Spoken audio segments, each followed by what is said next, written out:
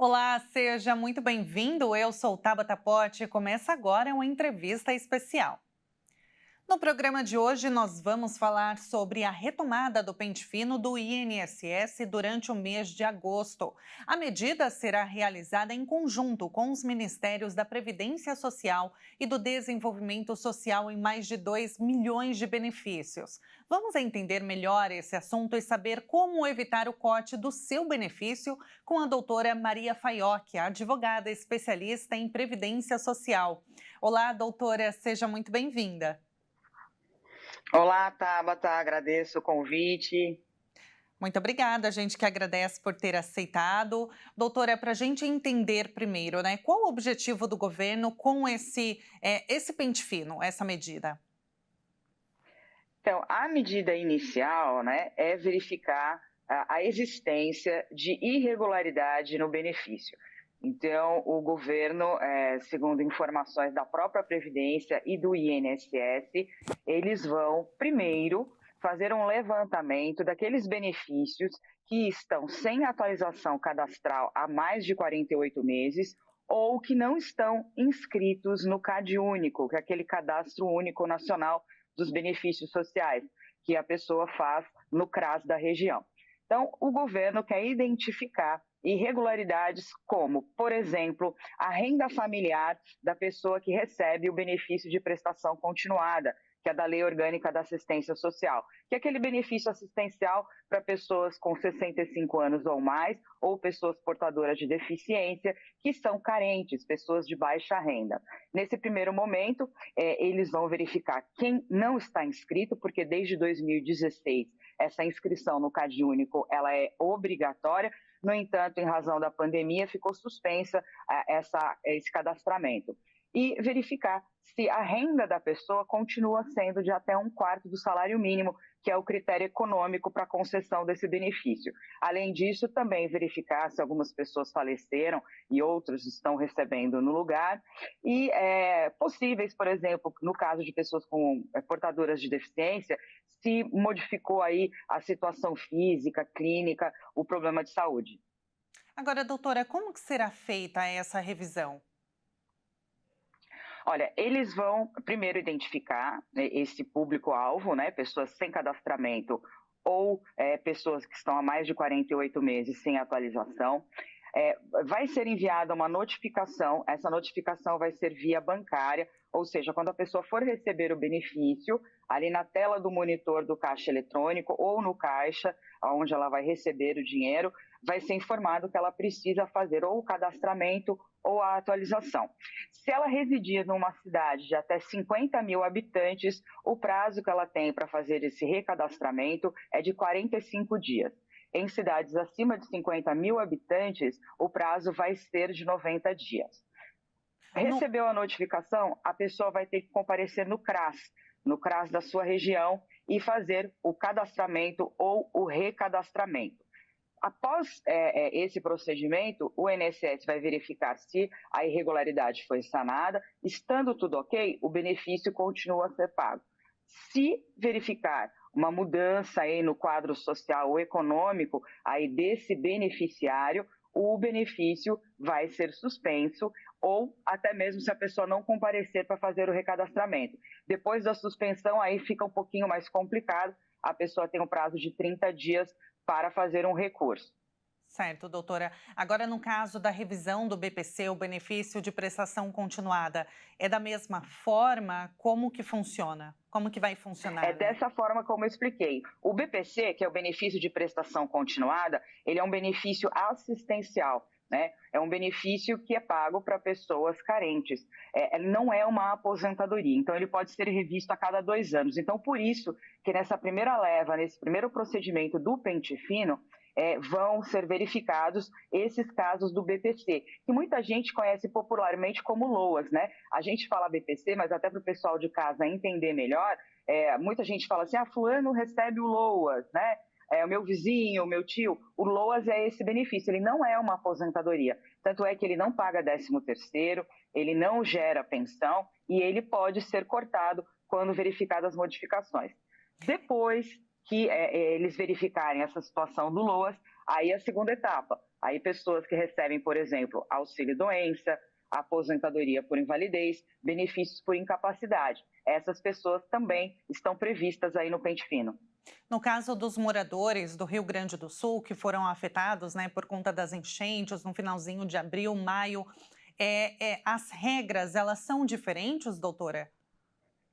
Eles estão excluídos, né, em razão da tragédia no Rio Grande do Sul, dos problemas que eles enfrentaram, né, muitas agências continuam fechadas, a precariedade do atendimento da Previdência, inclusive também do CRAS, geralmente ficam nas prefeituras, subprefeituras, eles estão isentos, né, eles não vão participar em nenhum primeiro momento do pente fino. Muito provavelmente o Ministério da Previdência, junto com o INSS, numa segunda etapa, vão divulgar quando eles serão incluídos nesse pente fino. No caso do auxílio-doença, doutora, muitas pessoas têm dúvidas, né? Se tem direito ou não. No caso, se a doença que ela tem enfrentado ali, ela dá direito a esse benefício. Como que funciona, doutora? E esse auxílio-doença também, ele vai passar por esse pente fino, né? Tá. O benefício de auxílio-doença, né, que é um nome antigo, hoje ele chama-se, depois da reforma da Previdência de 2019, o nome que eles deram é um benefício por incapacidade temporária, mas todo mundo continua chamando de auxílio-doença. Ele é pago para quem é segurado da Previdência, ou seja, está em dia ali com as suas contribuições, não importa se é um autônomo ou um trabalhador com carteira assinada, ele passa por perícia. Desde que ele comprove essa incapacidade, o INSS ele paga mensalmente esse benefício até ele recuperar a sua capacidade de trabalho e voltar para o mercado de trabalho. Esse benefício também vai entrar aí no pente fino, ele vai estar incluído, né, numa etapa seguinte. É muito importante a gente fazer esse alerta agora, que essas pessoas vão passar por perícia médica. E perícia médica, a gente sabe que aqui no Brasil é bem complicado, né? Principalmente para quem, por exemplo, depende do SUS, que precisa ali, quando passar na perícia, apresentar um laudo atualizado, exames recentes, o histórico, né, da doença. Então, é bom a gente já alertar que, como eles também vão ser incluídos, quem depende do SUS tem dificuldade, por exemplo, em ser atendido na rede médica, já comece, né, a se adiante e já marque médico para solicitar laudos e relatórios recentes, renove seus exames, agende esses exames aí na rede pública, que a gente sabe que demora muito. E uma coisa muito importante, peça o prontuário médico, que é o histórico, né, do atendimento, do tratamento feito, porque isso vai valer muito na perícia, porque o perito ele vai verificar se a pessoa, durante o período de afastamento, ela foi regularmente ao médico, ela estava se tratando, tomando a medicação ou fazendo as terapias indicadas. Isso ajuda muito na hora da concessão, tanto do auxílio-doença como da aposentadoria por invalidez. E como recorrer, doutora, da decisão em caso de corte? Isso é muito importante também, boa pergunta, porque a gente sabe que o INSS está enfrentando uma greve, né, nacional que está complicando muito. Além disso, a gente já vem de um histórico de pandemia, benefícios parados, recursos parados, todos pendentes de análise. Com o pente fino, a tendência é isso se agravar.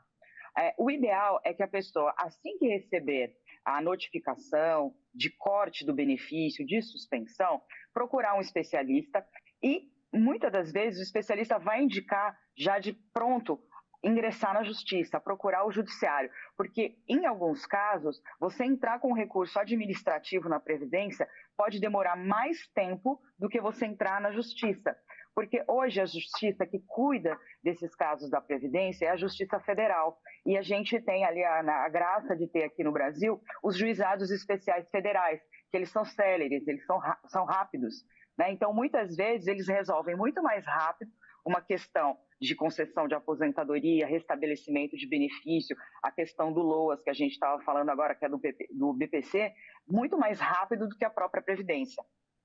Agora, no caso, como que a pessoa ela pode fazer, então, esse cadastro? Quais documentos ela deve levar, doutora? Olha, ela deve procurar o CRAS da sua região com os seus documentos pessoais, RG, CPF, eu sempre recomendo também levar certidão de casamento ou nascimento e também os documentos que comprovem a renda. Exemplo, ela mora numa casa onde moram, por exemplo, 6 pessoas. Dessas 6 pessoas, 2 trabalham. Leve a carteira de trabalho dessas pessoas para que seja incluída a renda, né, desses familiares no grupo de renda familiar que é utilizado para o cálculo do BPC. Então, é com base nessas informações, tanto sociais como econômicas, que é feita essa atualização cadastral e aí opta-se, né, o INSS vai verificar se mantém ou corta o benefício. As pessoas que recebem o benefício de alguma forma irregular, doutora, elas respondem por algum tipo de processo ou não?